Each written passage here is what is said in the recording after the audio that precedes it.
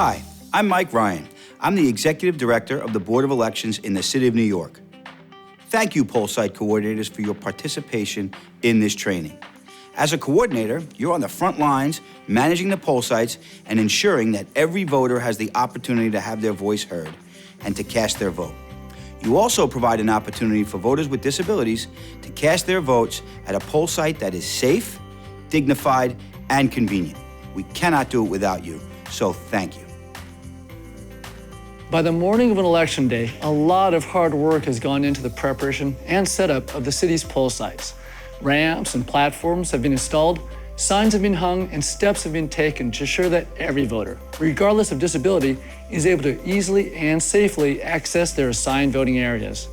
And the problem is, things change during the busy voting day. Chairs and other obstacles are accidentally moved into the accessible routes. Voting equipment gets bumped out of place, and signs are flipped around by the wind or blown down. Most of this happens unintentionally.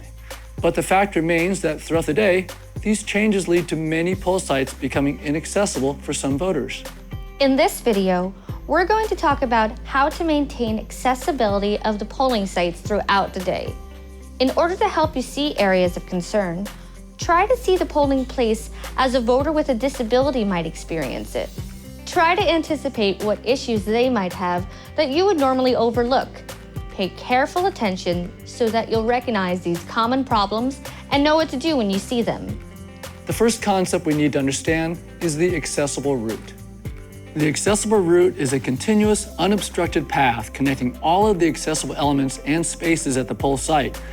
It's the route that is the easiest and safest way for people who use wheelchairs, scooters, walkers, and even people pushing baby strollers to get around to everywhere they need to go to vote.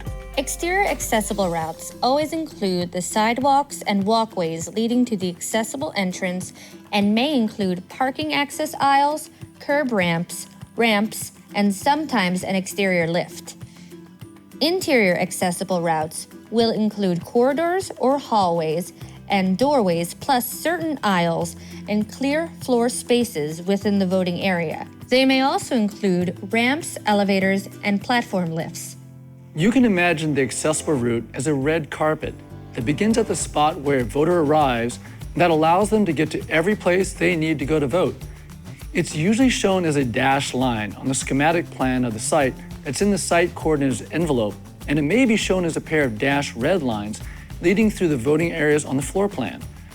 You'll notice that it connects the sidewalks and accessible parking to the entrance. From there, it goes down the corridors and into the voting area. Once inside the voting area, the accessible route leads to all of the various stops in the voting process, from the entrance to the information and translators tables, to the ED/AD tables, onto the BMD and the ADA privacy booth, then to the scanners and back out to the exit. This red carpet route has to be free from obstructions like steps, overgrown landscaping, trash cans, furniture, boxes, and anything else that might block someone who's trying to follow the accessible route. The accessible route doesn't have to be physically marked in any way, but it has to be provided and it has to be kept clear at all times.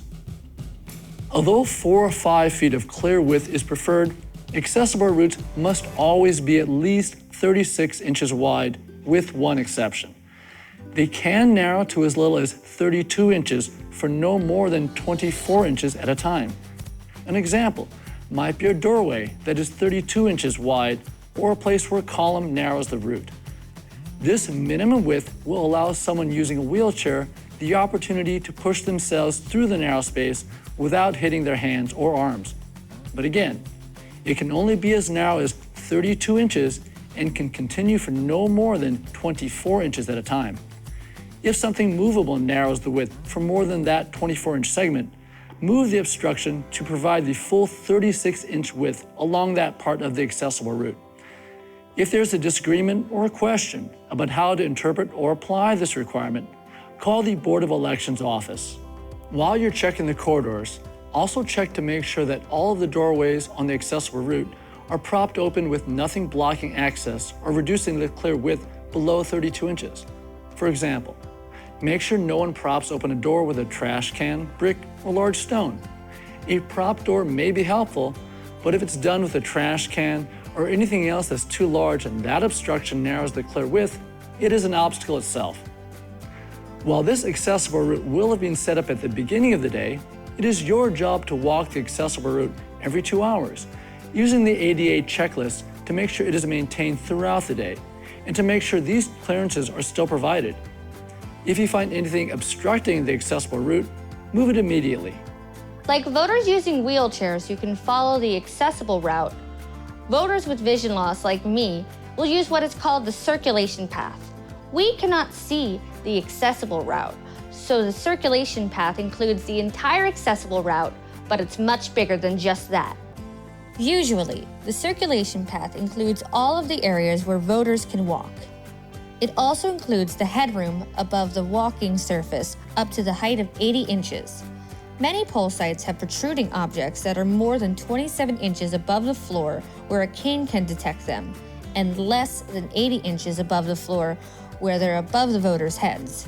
If they're within the zone between 27 inches and 80 inches above the floor, and they hang off the wall more than 4 inches into the circulation path, they can be a problem. Places where headroom is less than 80 inches above the floor create similar problems for voters who have vision loss. These conditions must be identified with features that can be detected with a cane, such as fixed objects or orange cones provided by the Board of Elections to prevent accidental injury to voters with vision loss. Just imagine that you are a voter who is blind and walking with a cane. A large coat rack or a protruding bookshelf that is hung high on the wall would not be cane detectable and could injure you.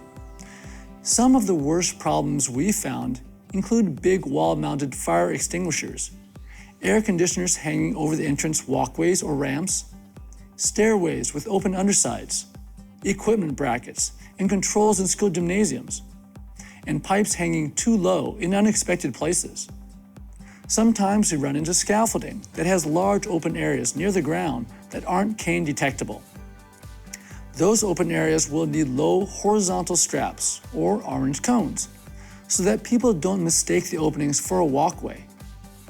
If the problems were there when the poll site was surveyed for ADA barriers, the location of each of these problems should be marked on the floor plan or the schematic for a warning cone to be placed there. If you notice one that isn't identified on one of the drawings, go ahead and put something cane detectable under it. If placing a cane detectable element like an orange cone under a protruding object would narrow the required accessible route to less than 36 or 32 inches wide, and there's no other solutions to protect voters with vision loss, the site coordinator may need to station an accessibility clerk there to warn people to watch their heads. As you're doing your maintenance rounds every 2 hours, make sure these features have not been moved and are still correctly protecting voters from these head and arm bangers. For what it's worth, the cones will also help voters who are looking down at their smartphones or just not paying enough attention to where they're walking. Now that we know that the accessible route is clear from any obstructions and areas with low headroom and protruding objects are protected, we need to make sure that the electrical cords in voter areas are not tripping hazards. When the voting area is crowded, extension cords that cross voter areas may be hard to see, so they should always be covered with a thick mat or securely taped down wherever the voters can be expected to walk across them.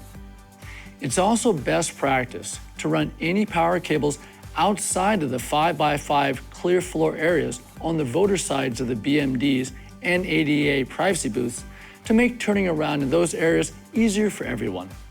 By paying attention to these important details, you'll be able to catch each of these kinds of problems and fix them throughout the day. Then we'll all be able to vote on Election Day. This concludes our accessibility maintenance training. You might be assigned some additional responsibilities. Be sure to watch the rest of the accessibility training videos so you'll be ready to help when needed at your poll site. And we'll see you there for the next election. Thanks again for your service to the voters of the City of New York.